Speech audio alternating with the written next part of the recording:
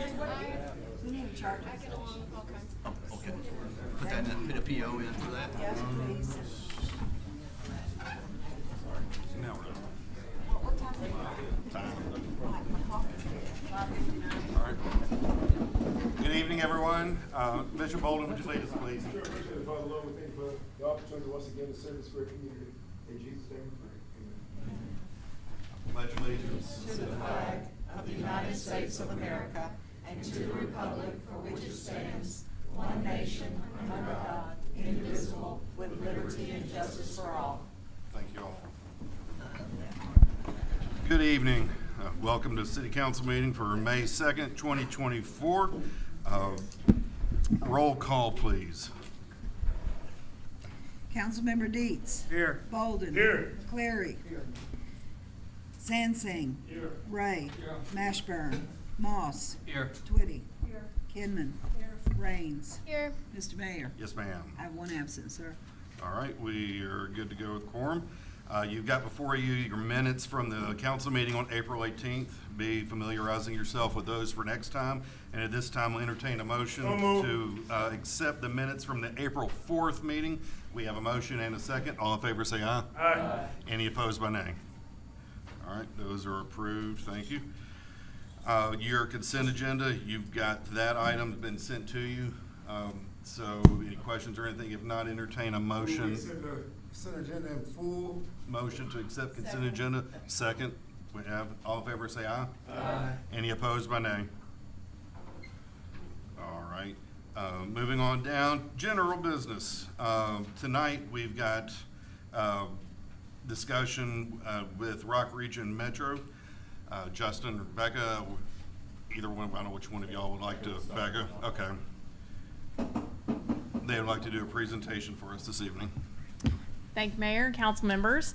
It's great to be back in Jacksonville speaking about this project. The last time we were here was about 2 years ago, and I know that we've had some change on the council, so I'm just going to run through a quick refresher of the service that we're talking about, and then I'm going to invite virtually our consultant, Luba, who's joining us from DC today to talk to you about the software that runs this service and a couple of things in that nature, and then we'll turn it over to Justin to finish. Could I ask So- a question, please? Yes.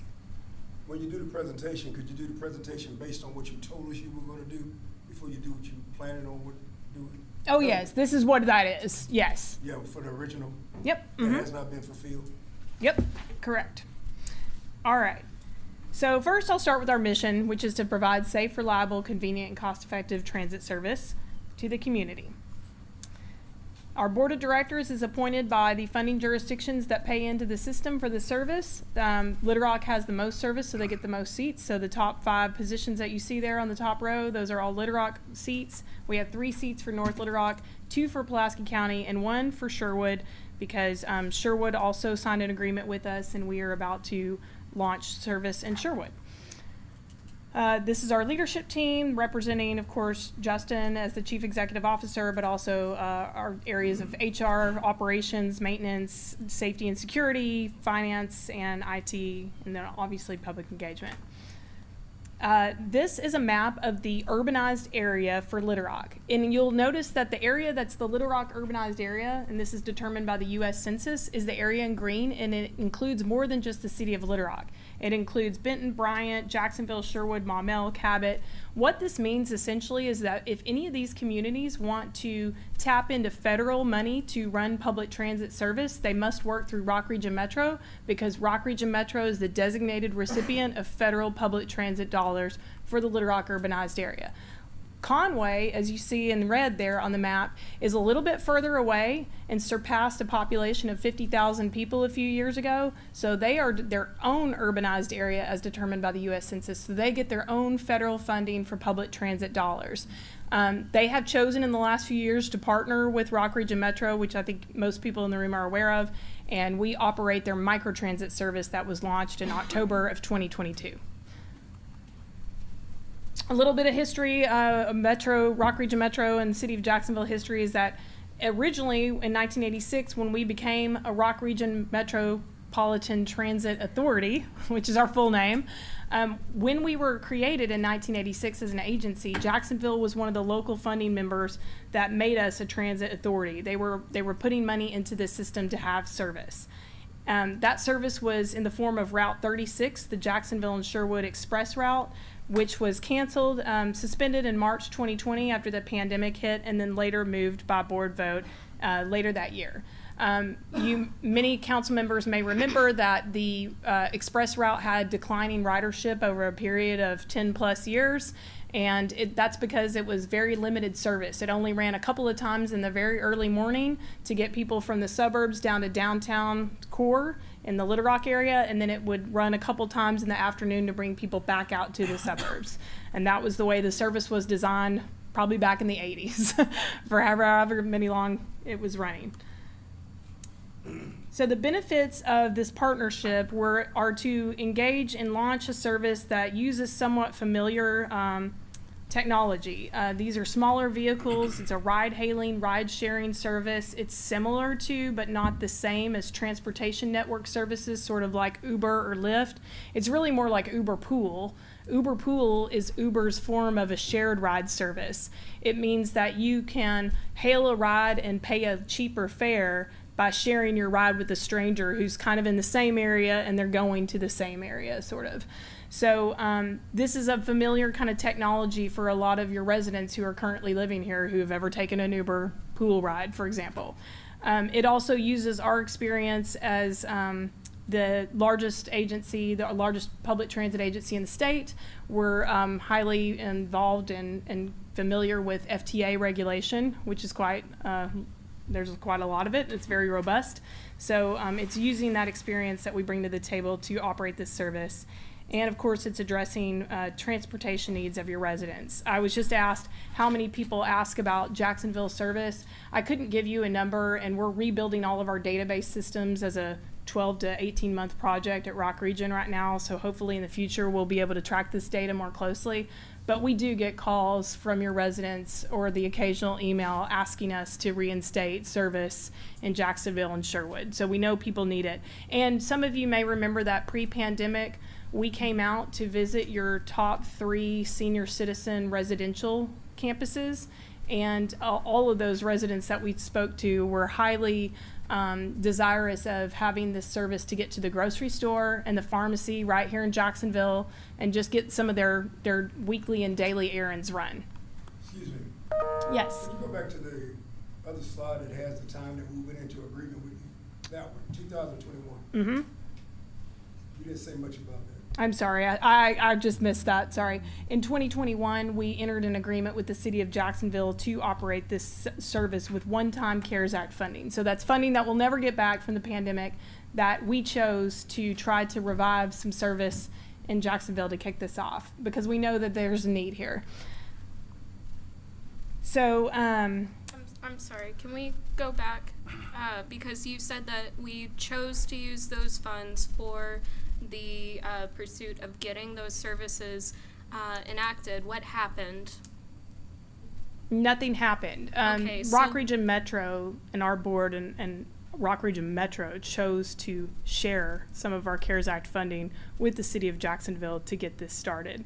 So it's not a cost to the city to launch it with the service setup that we had. And Justin will be detailing that when he gets up to speak about the finances involved. There are finances to operating this service, but to jumpstart it and kick it off, we are using fair CARES Act funding. So the delay in service, which I will get to here in a minute as part of this presentation, has everything to do with real world supply chain issues and labor issues and not a lack of funding. So microtransit, as I said, is a shared ride, point-to-point and accessible ride-hailing service. It's using smaller transit vehicles. These are some of the types of vehicles that are used with this type of service around the country. It's a technology-driven demand response service. So it operates off an app. If you don't have an app, there is a phone number that you can call. So you don't have to have a smartphone, but it's nice to have a smartphone. That's how you can make a ride request. So it's run through software as a service, similar to Uber and Lyft, but not the same.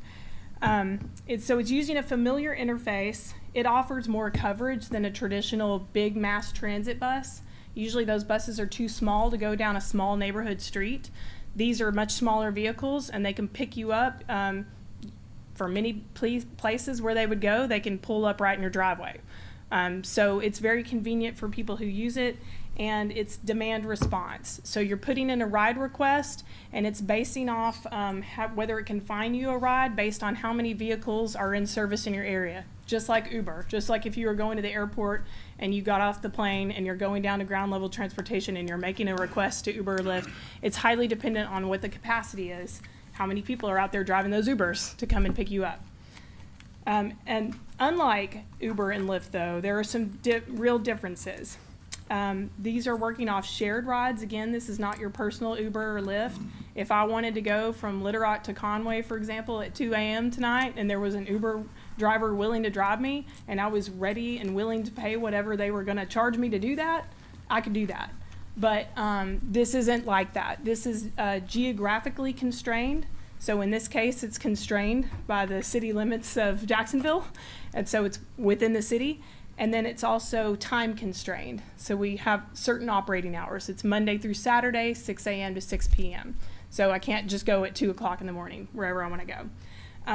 We also have a dedicated purpose-specific fleet for this service. So unlike, for example, Uber or Lyft, if I'm looking for a wheelchair-accessible vehicle and there isn't anybody driving one out in my community, in this case, there is, because this is an accessible service. So we have a vehicle that we can send out that can accommodate you if you need a wheelchair or a ramp, if you're using a walker, for example.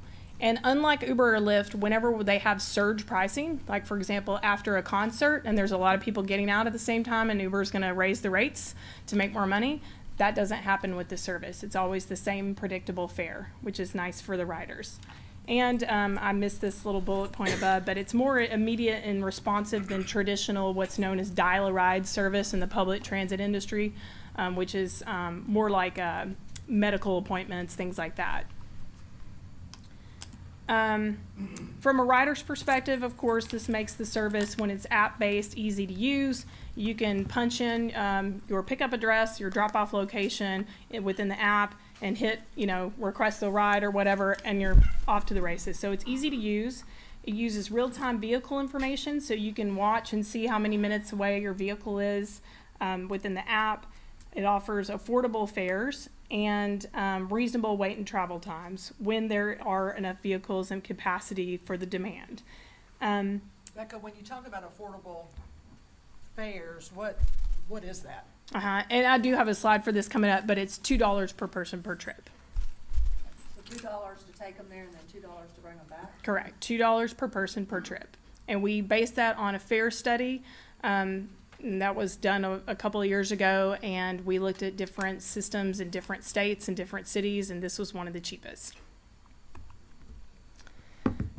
Okay, microtransit can support a variety of trip purposes. I think a lot of people, especially in different counties where they're like maybe a little more rural than Pulaski County, are familiar with services that are like Medicaid based or Medicare based, and they're gonna only take you to medical appointments. This isn't like that. This is public transit. So you can use it for any reason: to get to work, to get to school, to get to healthcare, to go to, see a friend, go for coffee, meet up, anything that you'd like. It's not relegated to just medical trips only. It's going to be local circulation, so you can go shopping, go to the Jacksonville clinics around here, the pharmacy, the grocery store, anything like that. It can, in bigger markets, when there's available service that's more regional level service, it can offer connections to park and rides. So in the future, as we grow, as Central Arkansas grows, that's the hope, that we could have more connections and really start building more of a regional public transit network, which we really don't have here yet. And then it also can fill in some certain communities, they use microtransit to fill in what's called gap service. So they might do really late night service, especially if there's, like one big factory in town somewhere, trying to get workers to and from, or you could do weekend service, things like that.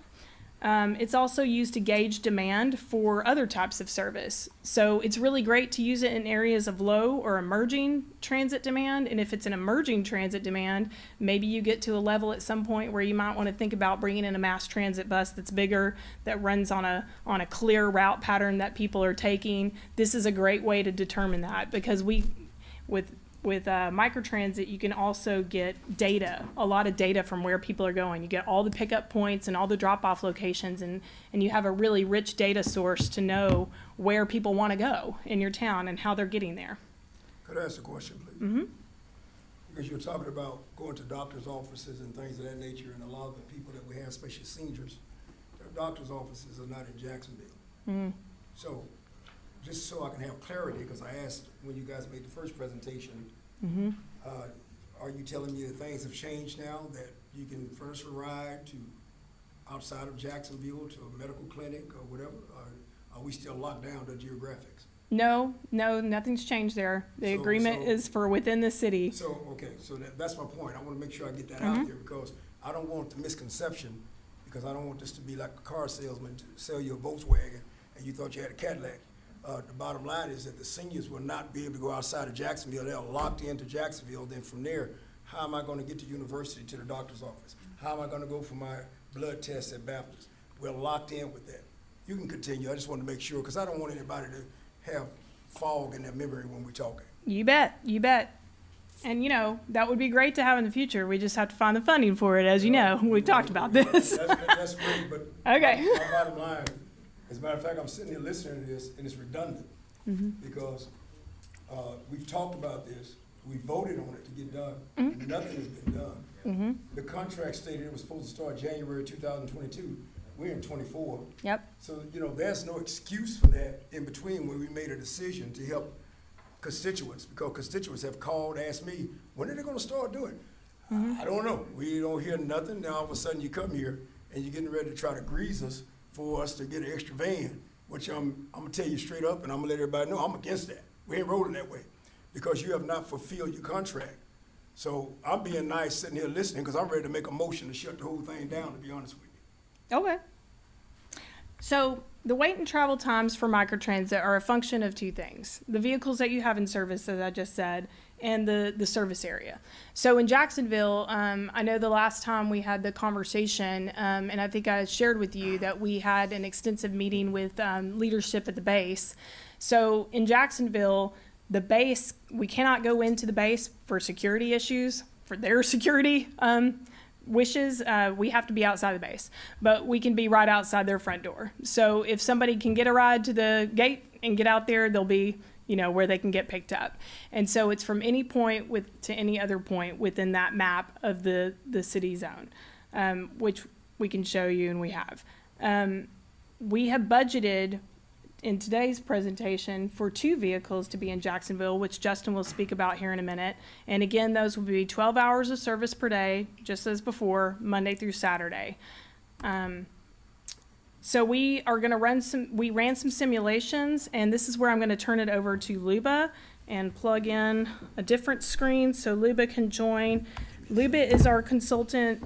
She is a planner for VIA, which is the software system that Rock Region Metro switched all of its microtransit service to back last year. Did I?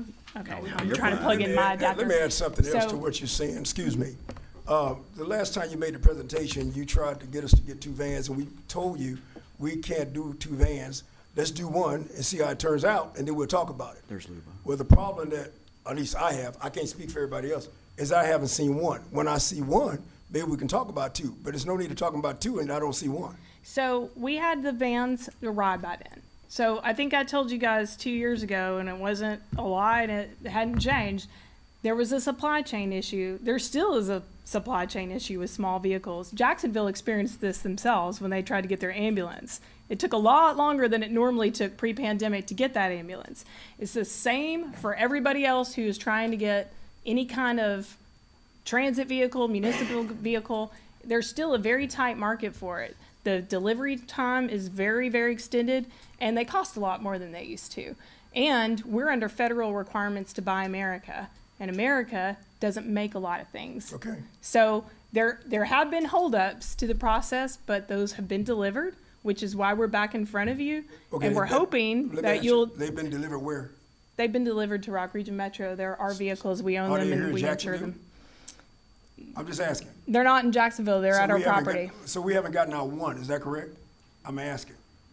It's not something that the city was paying for or buying. Rock Region Metro always owned the vehicles as part of this deal. Okay, But well, we my- were So under contract. we have an My point extra is- vehicle now Before to the put next person toward comes this. on, because I'm very adamant about this, as a passion I have here, because we have seniors that need to be picked up, we have people that need rides to Mm-hmm. the medical and all, and they're coming to us complaining about it. Well, all we did is vote, hopefully we can get it. Now, we have been talking about getting another van, and we haven't helped those who are here. So I don't see the plus in even discussing getting another van, or either hearing a presentation about how much it's gonna cost, when you haven't met the original contract, which I have in front of me, which says January 2022, we're supposed to start. So that's my major concern with this. Even this presentation, as we're going on and on and on, you know, I know some of our new council members, they weren't here at the time, but I'm kind of old school and some of the others are old school, and I want the people's needs to be met. And we can't meet the needs on a dream and a sales talk. That's my point right now. Since I am new, tell me why that contract wasn't fulfilled. It wasn't fulfilled because we didn't have the vehicles. They were awaiting, we ordered the vehicles and they took a very long time to get delivered to Rock Region. And now we're before you saying, hey, we still say what we said before, which our story has not changed. And there are board members in the room who remember me saying this. We did not think it was going to be good service with one vehicle in service, which is what our previous CEO had promised Jacksonville. So Jacksonville's contract that is signed in 2021 was signed by our former CEO and the former mayor, and it was for one vehicle for this entire zone, which is huge. If you were trying to get a ride at the same time and the rest of this entire board was trying to get a ride at the same time, that would not be good service for any of you. And we would be getting calls about it, and so would the city of Jacksonville. So our proposal tonight is to add a second vehicle, and Justin has worked up a plan to present that to the council tonight. We're under the impression you guys would like to hear about it. I have a question for you. Go forward. I'm new to the board as well, and I noticed on your previous slide that Sherwood is part of the group. Are they new to Rock Region? No, Sherwood was part of the original group back in the 80s But they were So- also suspended in 2020. So here's my question. because they all shared a route. Here's It's my one route. question is, if the city entered into an agreement with Rock Region, we don't have a seat on the board. Why? I can answer that. Yep. I can answer it right now. Yeah, so ultimately, you know, we don't make a decision of who is appointed to our board. Historically, Jacksonville has not had a place on our board, at least since I've been there. I've been there 13 years. Sherwood has had a place on our board. After the route was taken down, we negotiated, just like we did with Jacksonville, a contract for microtransit service that ultimately, with the caveat that they would maintain their board seat if they agreed to that. If Jacksonville is, of course, gonna agree to this agreement, I think it's a valid question to ask, should they have a seat? And while I can't make that decision today, I think, you know, my board would certainly be open to it, and we could talk with our legal team to see what that would take to do that. But I would certainly agree, if Jacksonville is going to agree to pay into this system, that they should have a voice at the table too. And I guess that's my question is, for me, I would like some assurances that we would have a seat on the board if we're going to enter into an agreement. Yeah, unfortunately, I can't agree to that right now, but it is something I can absolutely follow up with immediately if the city council does agree to this contract, to see what that process would look like. And a little bit of history here too. The reason that Jacksonville, I was told, it didn't have a board seat is because Jacksonville did not pay the same rate before for the Route 36. Sherwood was paying historically a lot more than Jacksonville. Jacksonville was paying a very small amount for the cost of operating that route. And even when combined with Sherwood, neither entity was covering the actual operational cost of that route. It was really expensive to operate, and as it was declining in popularity, it became even more expensive to operate because we weren't getting any return because people weren't riding it. At that So- point, I'm sorry, go ahead. So Jacksonville was paying a lesser amount than Sherwood. Do you know what, And I guess the old political scientist in me is taxation without representation. So I guess that's my question is, we entered into an agreement and we didn't have any representation, so now we're being asked to extend the agreement and we still have no guarantees of having representation on the board. Am I correct on that? I think that's highly likely, if I had to guess, that Jacksonville being within Pulaski County and being considered a secondary primary, like we have a primary funding group, which is Little Rock, North Little Rock, Pulaski County, and the secondary group would be, in theory, Sherwood, Jacksonville, and if they come back in, Maumelle, for example, if Maumelle decided to rejoin the system, which they also had an express route. And I think there's a very good chance that the board, sitting today, would agree that Sherwood and Jacksonville should be members. The reason that Sherwood was because they were historically they historically had a board seat, is what I'm trying to say. Jacksonville did not historically have a board seat. So I ask a question? The way the new contract is now, as it stands, I would be remiss if I allowed City Council to agree to this. There's some fatal issues that I've seen so far. So with that being said, if they do agree to proceed forward, I would like this revised and include an option, or not an option, but include a board seat for Jacksonville. I just wanted to say, I don't think, I mean, obviously council can do what they want, but I would highly suggest they don't agree to this contract as it's written tonight. So that may affect your presentation, I'm not sure.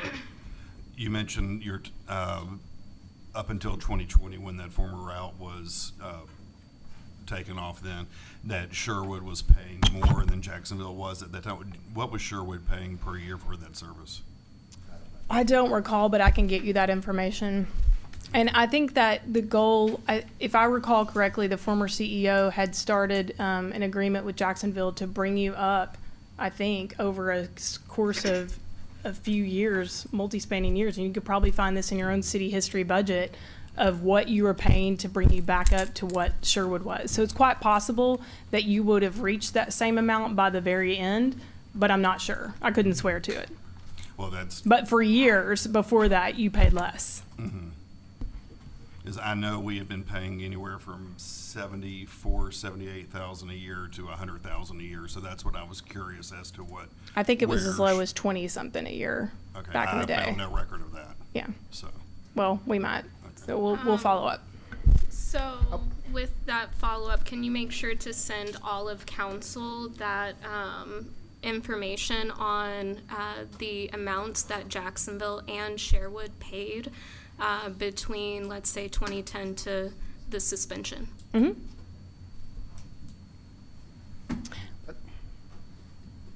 It may be a moot point, but I wasn't on the council, but a couple of questions back, you stated that he asked about Kevin, use your mic. one van. Can you hear me?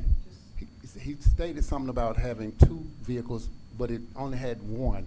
So with the one, when you guys decided not to do that, did this body, which I wasn't on, but was that relayed to this body that we don't have the one vehicle and we're not going to do anything? So what happened was we had an agreement with Jacksonville to launch one. We didn't necessarily think it was a great idea because one vehicle in service for a city this size isn't great service. But that contract was signed by our former CEO, and we have every intention of honoring it. So it took a minute for the vehicles to get here. Now that they're here, we'd like to return and offer you, please consider this second vehicle. Please consider to the justifications as to why we all think this is needed.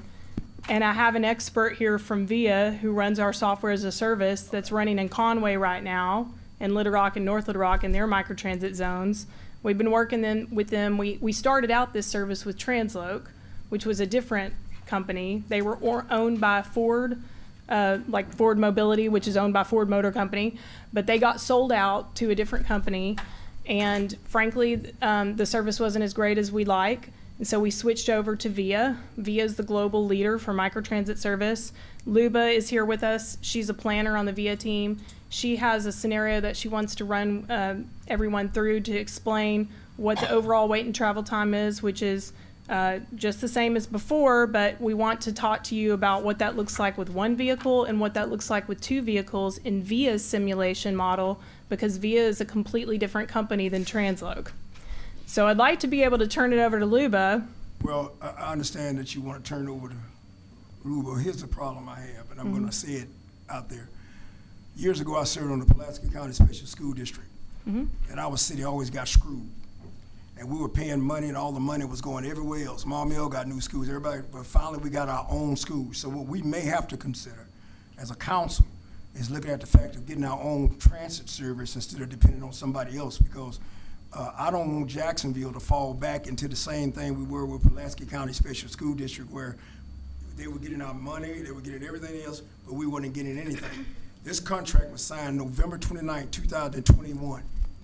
And so even for us to go further talking about a van, to me, is a mute subject. I mean, that's what I feel. I mean, the rest of you all, whatever, because we're not meeting the needs of the constituents right now. When that was the original plan, to meet the needs of the constituents, even when we brought up about the fact, no, we're not gonna get a second van, we just need to get one van, and you be faithful with that one van, then you can come back. Well, we haven't even got the first piece of chicken yet.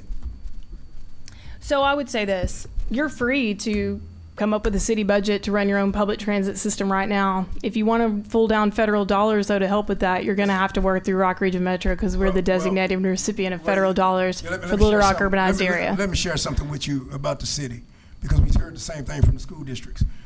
We can get what we need eventually. It doesn't matter. But whether than for our city to be locked into a contract that has not yet been honored, that doesn't make any sense. We have people that need rides now. So if we make a motion, we're not going to vote on anything tonight to deal with that, we cannot have our constituents served, and we believed in this thing in 2021, and I was an advocate for it. You look at somebody that was an advocate for it, but when it turns around that you never fulfill what you said, there's no need to even talk about a van as far as I'm concerned. Yeah, I mean, I don't think anyone from the agency, and I think Justin would probably agree with this, that no one's going to hold the city to this contract if they want to walk away, because again, the city hasn't put any money into this. This is the Rock Region agency coming and saying, we have some CARES Act funding, some one-time funding. We understand that you guys lost a route because it wasn't financially viable for us to operate. We have a different type of service that might be a better fit. Hopefully, eventually, we'd like to turn this into a point where we could fund additional service to have a real regional network here. But it starts smaller than that. And this is what we're offering today. Well, we knew it started so small, you can walk away from it, that's fine. That's what we voted the first time. Go ahead. Mr. Mayor, I think City Council, I think we should hear their presentation, because we all looking out for our senior citizens and our people, because I see them every day trying to get back and forth across town, and I think we should hear the presentation. Our city attorney has already said they'd like to rewrite the contract, so I think we should hear a presentation, because we're gonna go with the city council. Our city attorney just said we're gonna have to redo the contract anyway. So I think we should hear. Go ahead. Okay, thanks. Luba, I'm going to turn it over to you to run through your slides. Take it away. Can we hear you? Hello, can you hear me and can you see my presentation? Yes and yes. Amazing. Thank you for having me here today. My name is Luba Guzay. I'm a director at VIA. I'm the head of the VIA Strategies team, which is our consulting group. I'm going to talk you through this presentation. So a little more about us. As Becca mentioned, we're the world's leading provider of a variety of public mobility solutions. We now have over 750 partners all across the globe. My team specifically is our in-house consulting group, so we sit a little bit apart from the operations of our business. Our focus is specifically on providing guidance for how to improve, expand, change, etc., transit systems of all shapes and sizes, and that includes helping continue to shape and expand existing microtransit systems like the one operated by Rock Region Metro. So the analysis that we did had three main components to it, and I'm going to walk you through all of them. The first is an existing conditions analysis. I always like to say that we do this work primarily for us because you are the experts on your own city. So I'll talk you through the existing conditions analysis and how it informed some of our thinking. I'll then talk you through the methodology that we use to estimate demand and how we simulate the actual services. And then I'll talk you through the results and the recommendations, and I'll talk you through the, how and why we set those up in the way that we did and what the outcomes were. So with that, for the existing conditions analysis, the first and foremost, most important factor is just population and population density. So here you see the city, and you can see, for all of the maps you're going to see, darker color just means more of whatever that map is showing, right? So in this case, a darker red means there's more population in a given area. This is by census block groups. So within the city, within the limits of where the microtransit zone would be, which is the city limits more or less, there's about 26,000 residents, and the area is about 17 square miles, which is a great size for a microtransit zone. We can see that there's a little bit of population density over on the east side, and a lot of the other demographics will follow this pattern where just where more people live, there's more folks of various demographics living in those same places. The job density is also, sort of in the center and to the east. You can see that it's not a particularly job-dense location. There's about 7,000 jobs within this proposed service area. Seniors, this very much follows the general population density, and there's about 12% of the population are seniors, and there's a few nursing homes in the area. Youth, the population is about 25%. And there's a number of schools, scattered throughout. And again, this the overall concentration of youth tends to be on the eastern side of the city. Poverty is a little more interesting and different, right? Poverty tends to sort of be throughout, and there's a higher poverty rate here as compared to some of the general surrounding area at 21% of the population. In general, we find that areas of slightly higher poverty tend to have a higher demand for transit, and so this is great. It would mean that you were able to provide transit to those who are likelier to need it. Car-free households are also quite indicative of a need for transit. There's about 8% of households that are car-free and about a third that are single-car households, meaning that those are the areas that are likely to need more. Again, a little more density on the eastern side, but really, somewhat even across the proposed service area. Finally, trip generators. There's a variety of trip generators, community institutions, education, housing, a couple of dialysis centers, some retail. In general, right, you can see that this pattern also follows where we see a lot of the population density. And the fact that it's really scattered throughout. This is one of the indications in general that we find that it's a great option for microtransit. In general, it means that folks are trying to get basically from anywhere to anywhere within a zone. So you might, live a little bit on the west, you might need to get to somewhere a little bit more on the east, but it's not like there's a single concentration of locations where everyone is trying to go. In general, that means an area is a little harder to serve with a fixed route and a little bit easier to serve with something like microtransit.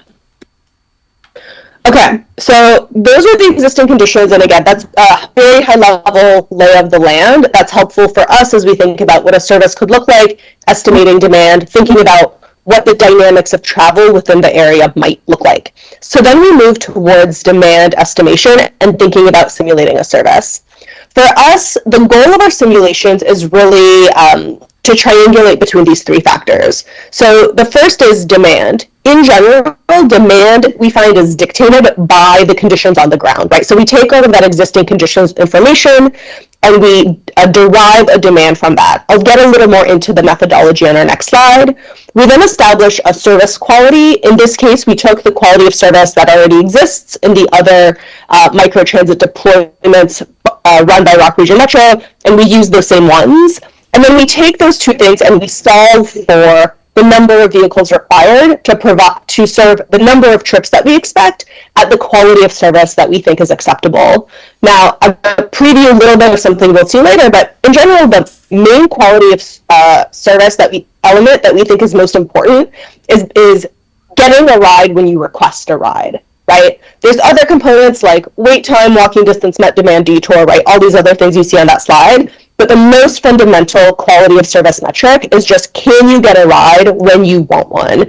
We regularly find that in places where you can't get a ride when you want one, that's when you get a lot of complaints, folks can't rely on the service. So it's a service that really might exist, but it's not really meeting the demand because it's so unreliable for folks who are trying to use it.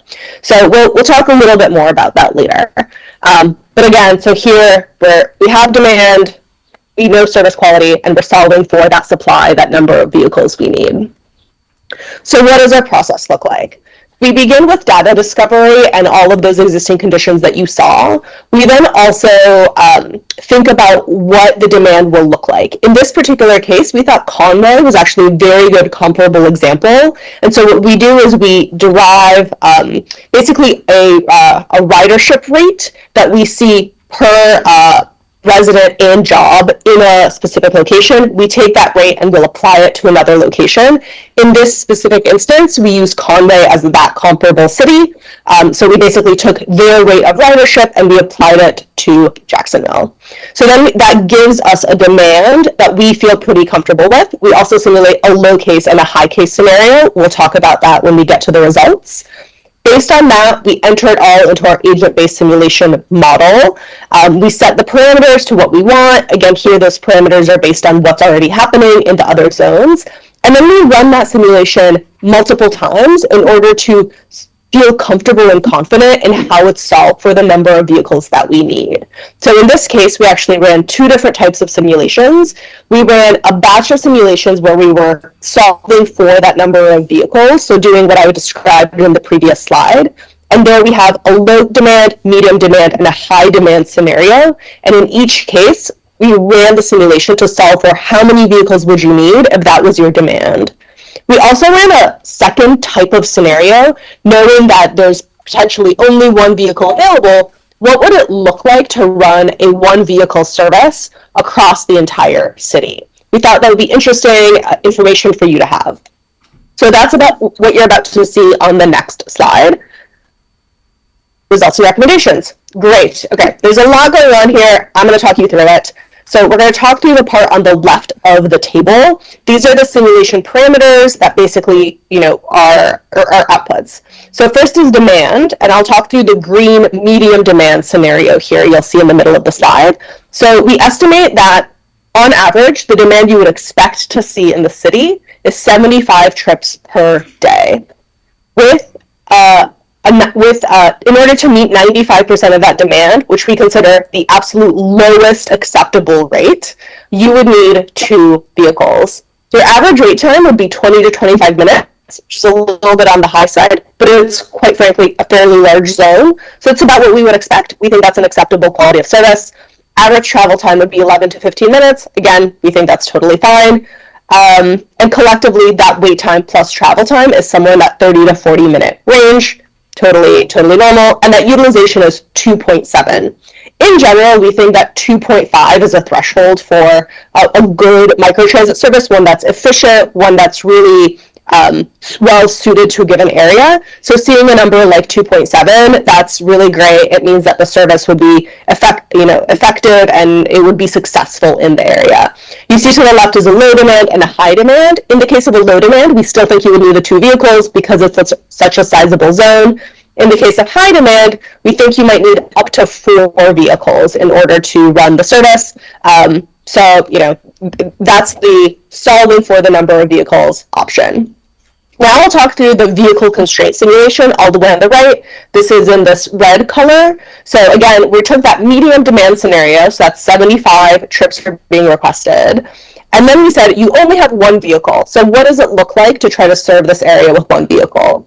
And you see that we're able to meet 57% of demand. That means that about half of the time when you request a ride, you just wouldn't be able to get one.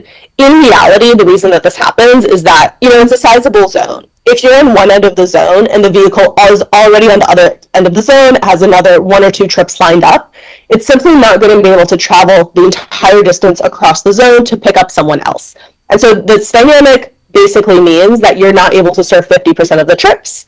However, your wait time for the riders who do get served is still somewhat acceptable in that, 28 to 32 minute range. Travel times are a little bit higher, 13 to 17 minutes, and average trip times are, about a third higher than they would be in that 2 vehicle scenario. And you have a really high utilization, and that's, it's a very efficient service in terms of like the number of trips that single vehicle is completing, but it's not able to complete a significant portion of the trips.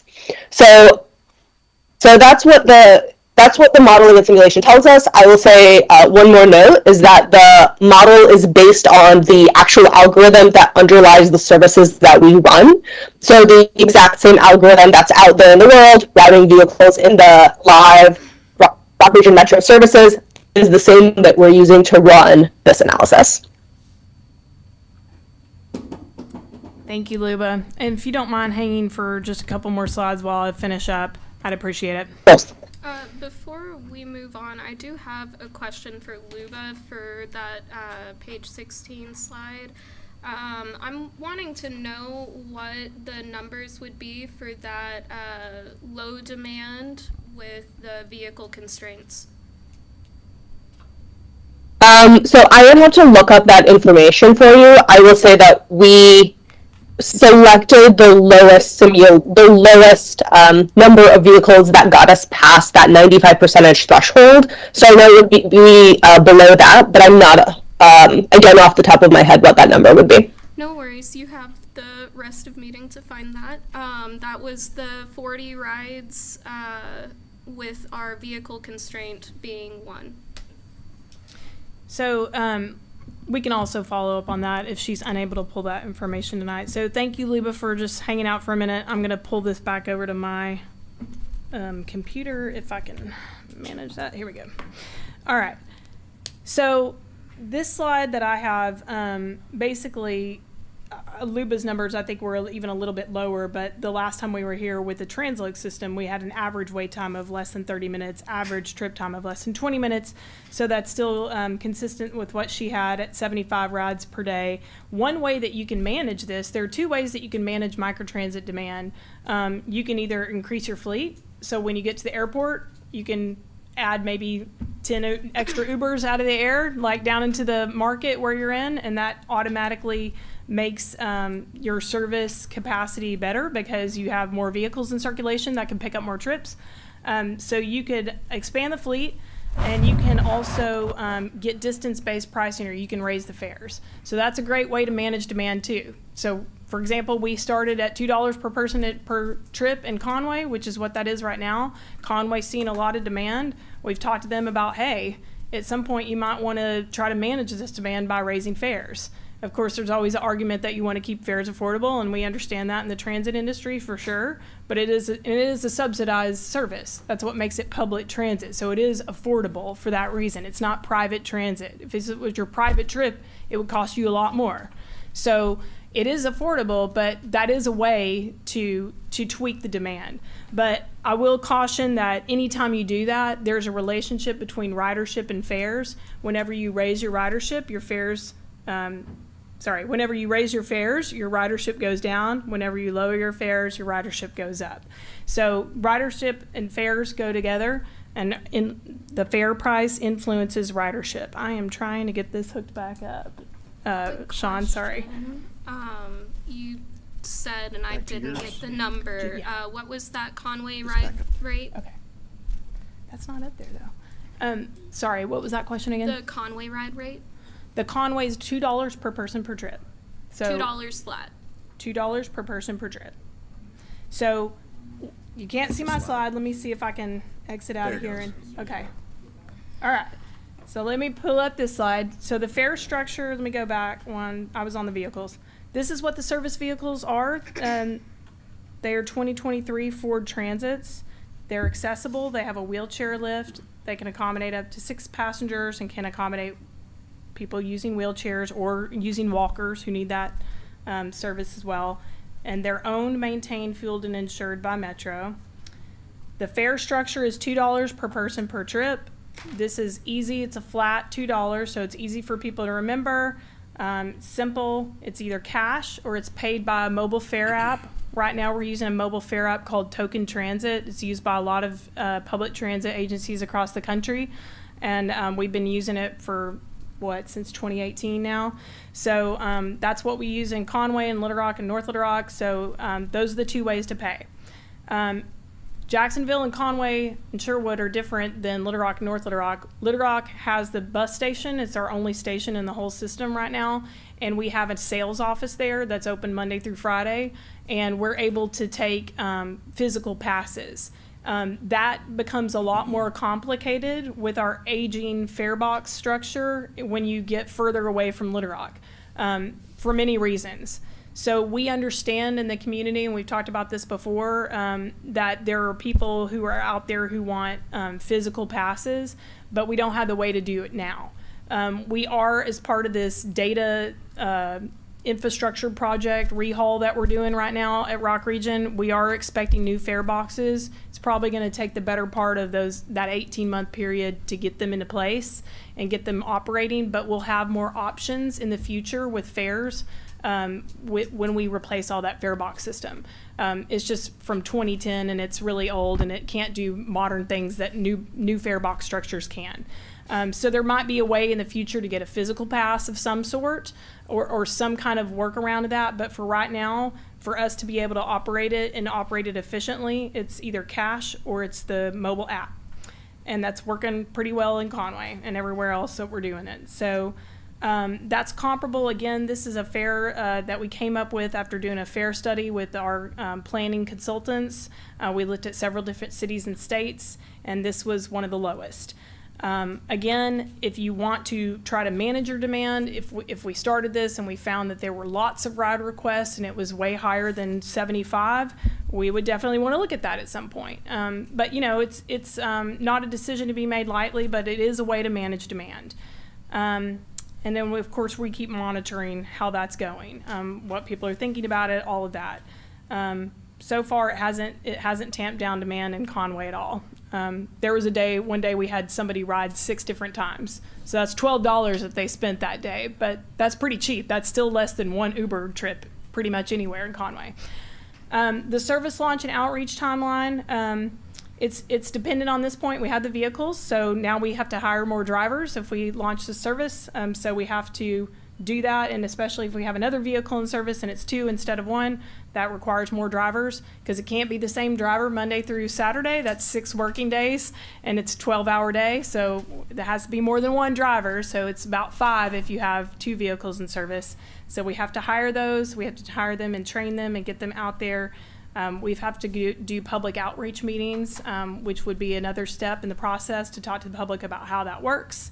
Maybe get a couple of points. I don't think there are any huge campuses in Jacksonville that we would need to work around, like a big college campus where you got multiple buildings, so that's probably not that big of a deal about pickup points. But then we also want to do some rider app training sessions. So that would involve us coming out to your senior center, coming out to your residence centers, walking people how to download the app, how to use it, how to book a ride, how to make a ride request. If they don't have a smartphone, we talk to them about what number they call, how to do that. So we would do all that. And then, of course, post-launch, we'll do a rider survey. We're doing a big rider survey later this year. Provide regular service performance monitoring, how many trips people are taking every month. We provide a monthly report. We do this, and that also includes all the financial information on the report, how much gas we're using, all of that. So you guys have a sense of how much it's costing, and in the future, if demand grows, how much that could cost the city. So with that, I'm going to let Luba exit the meeting, and Luba, I will follow up on that information request from Director Raines and to try to follow up with you to get her that information. Thank you for sticking with us. I'm going to say thank you again, and you can leave the meeting, and then we'll turn it over to Justin. Do we have that simulation results? We do. Okay. Yeah. I think it'd probably be helpful just to have that at least handy. Okay. Thanks, Becca. Thank you, Mayor. Thank you, City Council members. Before we take questions maybe about the simulation results and everything like that, I think it's important to talk about the two contracts that were in your packet. The original contract, which was set for one vehicle, and then the revised contract that we're presenting today. Three main changes out of that. We're requesting moving from 1 to 2 vehicles, especially as we've all been shown this independent simulation results and the impact on the demand that would be met with 1. I think it's important that the City Council considers moving to 2. The second change is that we've decided to take out I think it's called an early termination fee from the original contract that held the City Council to a certain amount of money of paying back if they decided to cancel the contract at some point within the first 3 years. We're able to use these vehicles in our own zone. So if City Council determines either today, next time we come up here, or at any point during the service that they no longer want to pay for it, we're not going to penalize the City of Jacksonville for that. We'll take those vehicles and we'll put them back in our other parts of our UZA that sorely need some additional vehicles. And then number 3 is the cost. Of course, moving from 1 to 2 vehicles is going to have an increased cost. It's important to point out that it's not just double the original cost. When we originally built this budget, we weren't exactly sure how much microtransit would cost. It was very new to us. Having run microtransit service in Conway now for over a year, we've learned a lot. Not just with these simulation results, which I think are important to take into account, but also with just the costs of service in general. So I think it went from I don't have one in front of me, 223 total costs to maybe 330 for 2 vehicles. But I would like the City Council members to look at the far right column, and we are committed because I understand how city budgets work. You can't just go and pour a whole bunch of money into a city budget in the middle of the year. We're committed to maintaining that original agreed upon cost for that first year, where Rock Region Metro would absorb the additional cost. So I believe it's somewhere around $87,000 in your original contract. You can check that, of course, and you'll see the exact same number for the first year in the revised contract. Of course, after that, the share of the cost will increase for the City of Jacksonville, and it'll decrease for for Rock Region Metro. I believe in our original contract, we committed to over $500,000 using our CARES funding to run this service. We're now committing over $750,000 to run this service. I think it is extremely important that this City Council, faced with this independent data, consider moving from 1 vehicle to 2 vehicles. And Rock Region Metro has committed even more money of our CARES funding to ensure that this service can be run efficiently and effectively for your residents. So those are the big changes there. Again, it's my understanding we're not having to vote on that. I believe the city attorney has some issues there. I'd be happy to get the city attorney in contact with our legal team, and they can try and hash out some of those wording issues between themselves. And of course, we're happy to do that. Yes, Councilman Moss. I have a question, and going back to the original presentation, Becca stated that you all received the occasional email from residents in Jacksonville. So I guess my question is, I understand going into new markets, but if there's not a demand, why is Rock Region needing or asking to come to Jacksonville if you're only receiving the occasional email or occasional phone call about service to Jacksonville? Yeah, so, and I can't speak to those individual emails, but I will say I get emails myself from an individual at CALS who works, I believe, with constituents from Jacksonville, and she is consistently asking me when this service is going to run. I think there's a demand there. We don't know what that demand is, but I think that's why it's important to get rid of that termination fee, right? If it's medium demand and it's 75 people and we have 2 vehicles, service is running well.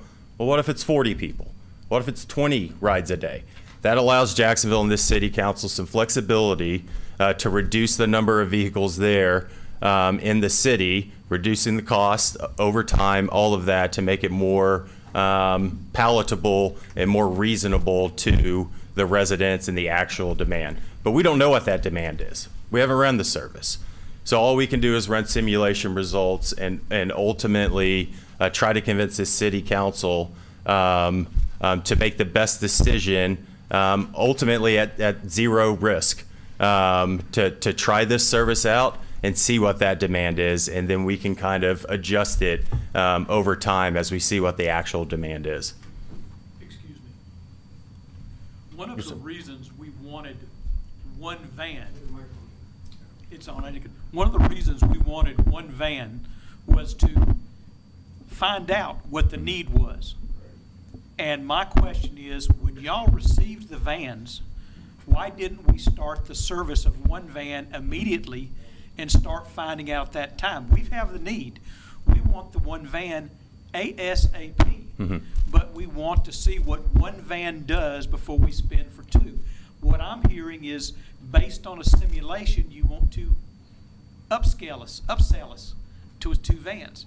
I would prefer to see what the results were with one van and then see if we need two vans. It's easier to me, it's easier to add one than to go through the thing of running two and having to subtract one. Yeah. Well, I don't know about upsell because, again, we've committed to maintaining that first year at $87,000, so it won't cost the city anymore. I will say we've learned a lot from the City of Conway service. We've learned a lot. Again, that was kind of our first microtransit service outside of our core area, and they're experiencing significant issues just with two vehicles right now with unmet demand.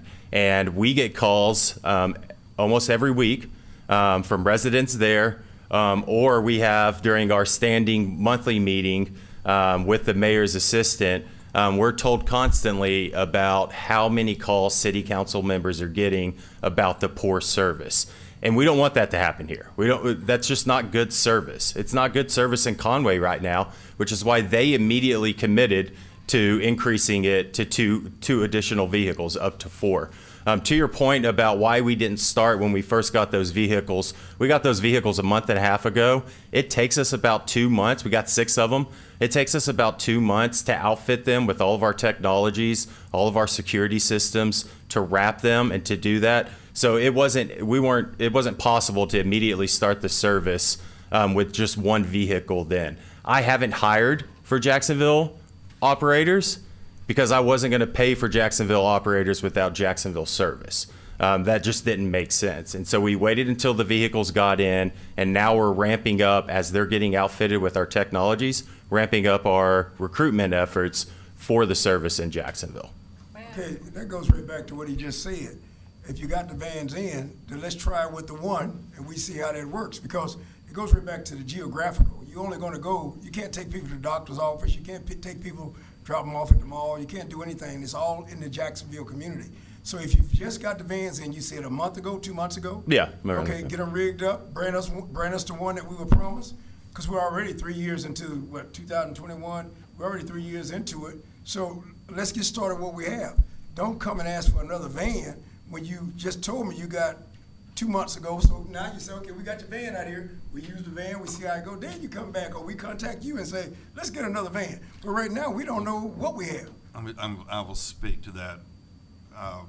The difficult part in doing that now will be them having to outfit the van, just like Jessica was talking about, to go through that when the original contract was to end this December. Right. So we're only talking 6 months, 7 months from now, roughly, coming up. And still to have preparation, we will be talking about, what's the word I'm looking for? Prorating out money and everything that would be due. That would be, I'm not saying it's not doable, but it would be difficult. So then, Mayor, go ahead. I thought that was the reason the early termination clause was taken out, because you indicated that these vans or these vehicles could be used elsewhere. Is that not the case? No, that's the case. Yeah, we can use those elsewhere. So, right. so if they're outfitted and they're in Jacksonville for the duration of the term of the first contract, is that not feasible? Is what not feasible? To start with one and go to two? To be able to run through the end of the year, fulfilling. Yeah, I mean, ultimately, is it feasible? But I thought I thought it was important and to show the city council what one vehicle could potentially mean for service. What you just saw was that 57% of the individuals who tried to book a ride would get it, meaning 43% would be rejected. That's a significant number and should be taken into consideration. So all we're doing, again, is coming back to the city council, showing you independent data. We did not run these simulations. We had an independent third party run these simulations to show you what potentially one vehicle service could look like.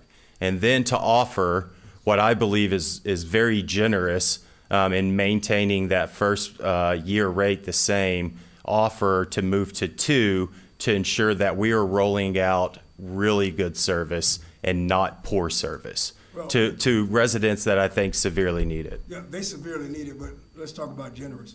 What would have been generous was to start when you said you were gonna start. That's what generous would be. So it's not generous because you give us a break on price because you didn't fulfill what you need to do for 3 years. So that's, to me, that's not generous. And like I've said, if you fulfill it now, 6 months, whatever, okay, we good to go. Then we can even look at it and say, well, they did fulfill it for the 6 months and gave us a prorate. But for us to sit up here and decide to get another van, when for 3 years we've been waiting, constituents been calling, that's not generous. And Conway, do you have a breakdown of the ridership? Do you know how many of those are students? I don't have that on, but we can add that to our data request. Maybe we can grab how many are students. I'm not sure. We can definitely provide ridership numbers from the city of Conway.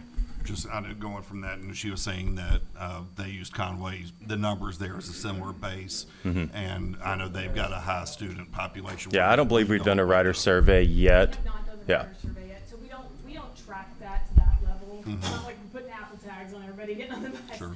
But we are doing a rider survey, and hopefully they will volunteer demographic information like that, so we can ask those kind of questions.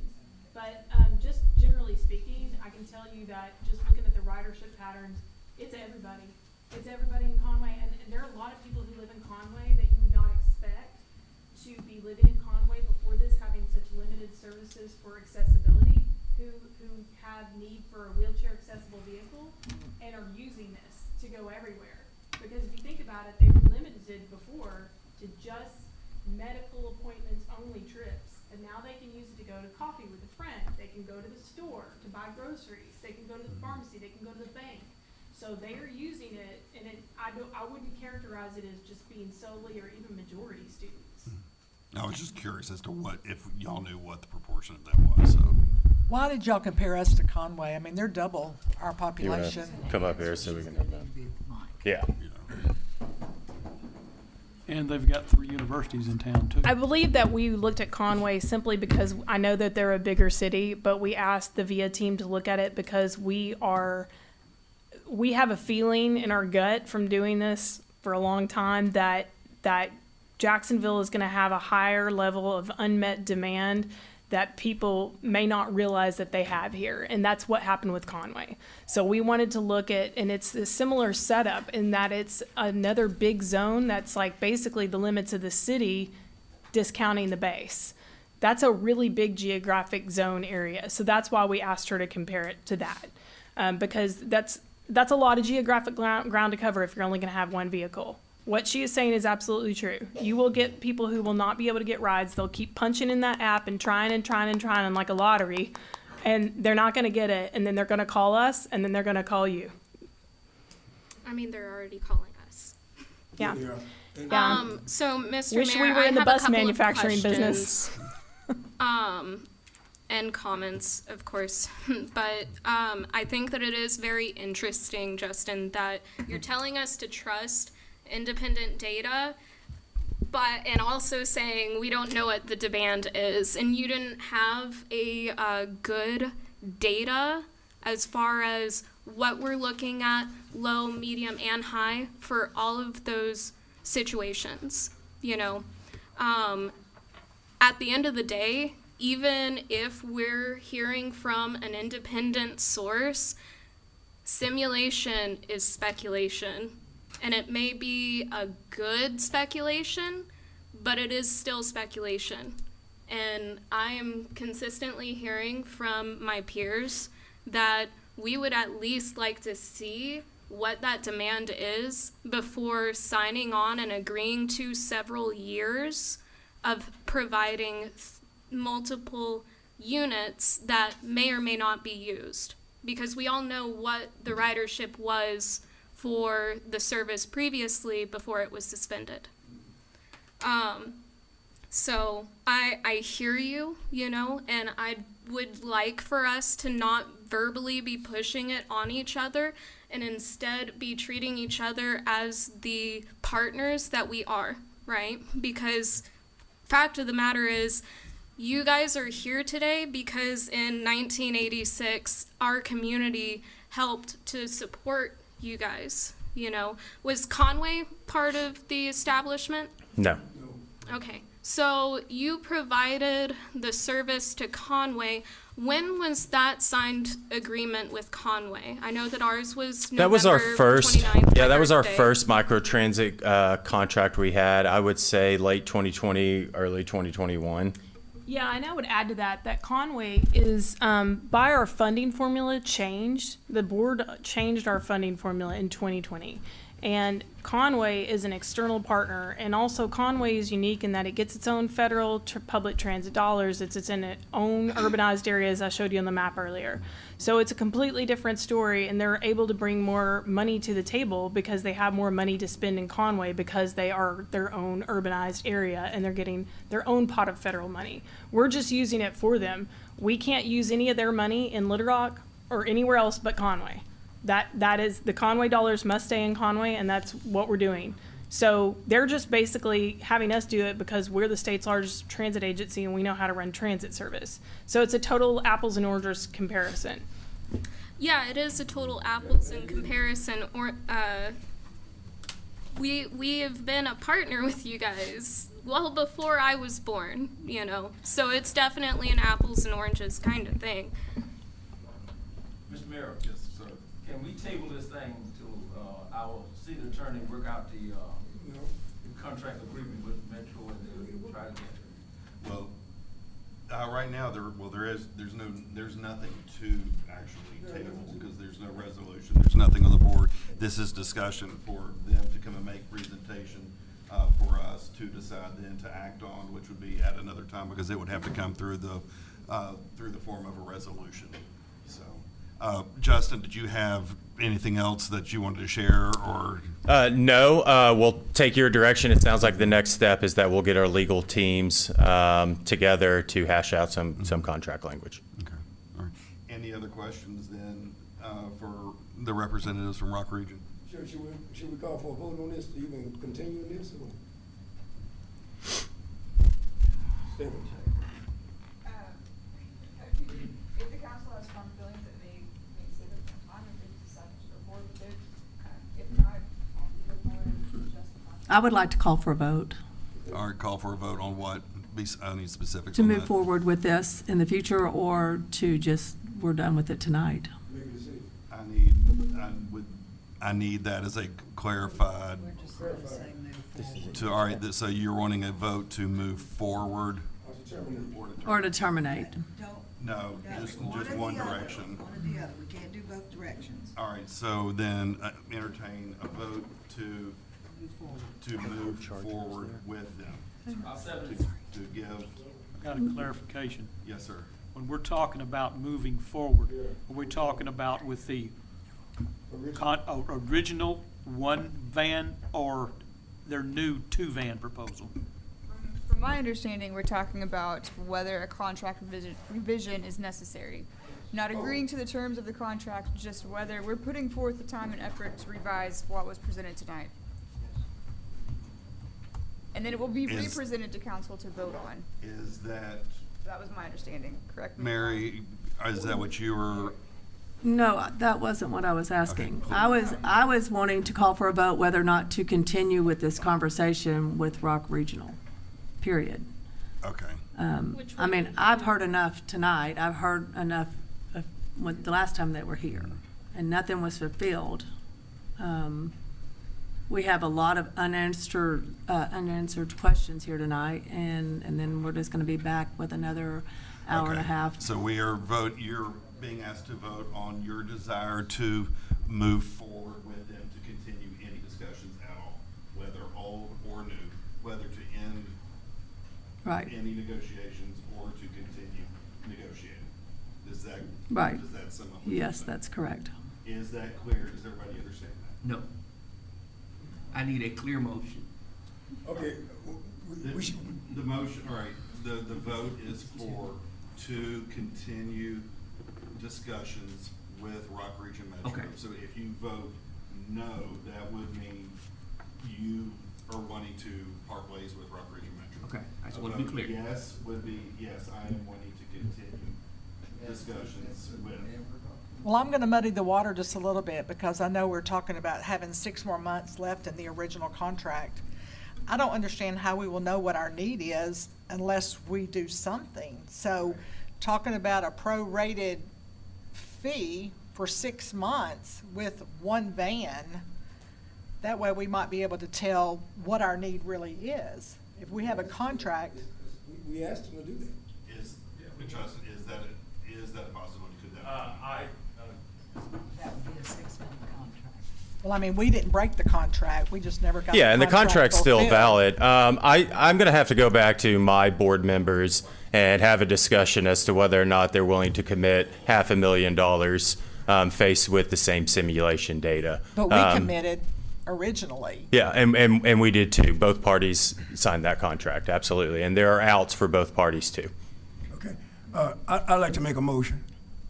We have a motion. We already have a motion on the table. Oh, dear, oh, cause all this, okay. 'Cause I can just go straight for the judge. What's that? I did not hear a second, that's why we. I have a motion. Oh, you second. Yeah. Oh. Reed did. All right.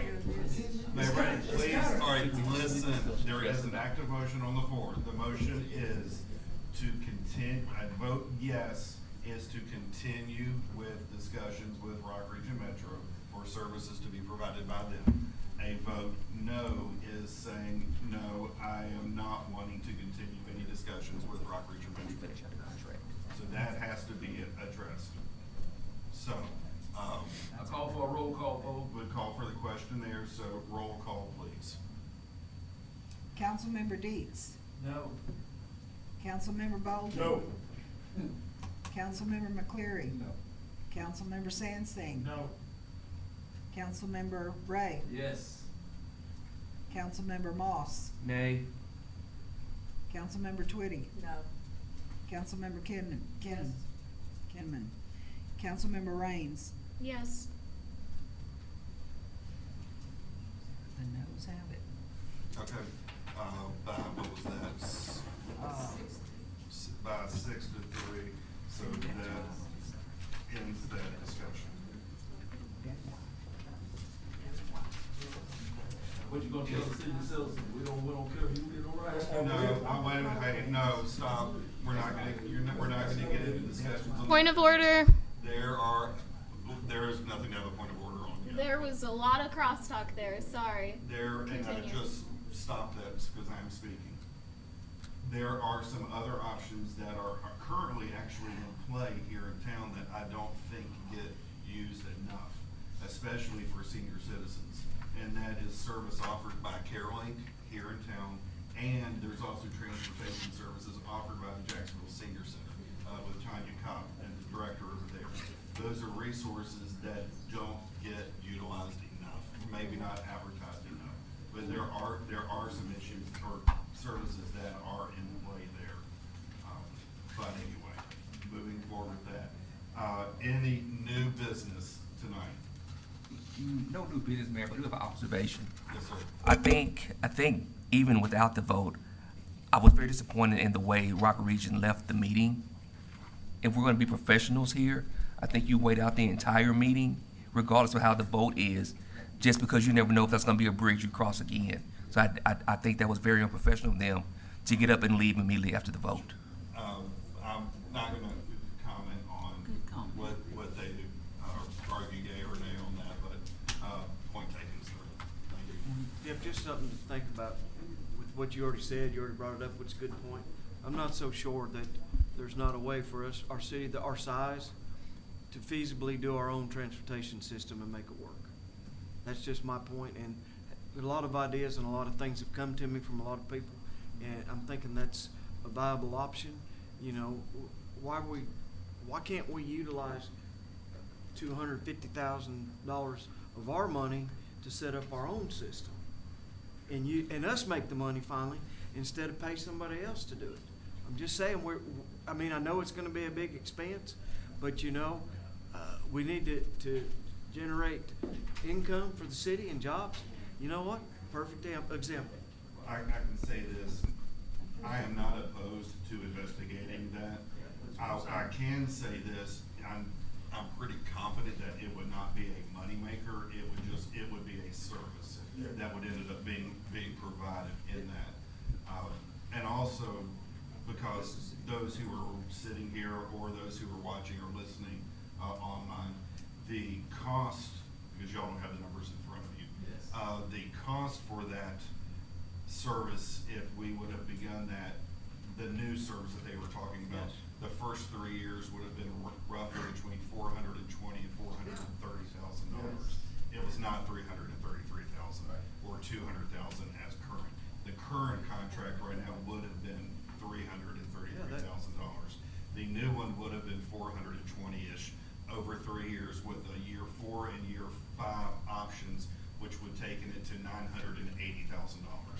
So That's what I'm just saying. putting that out there right now. $400,000. Many people if we got this. Any other business? If not, entertain a motion to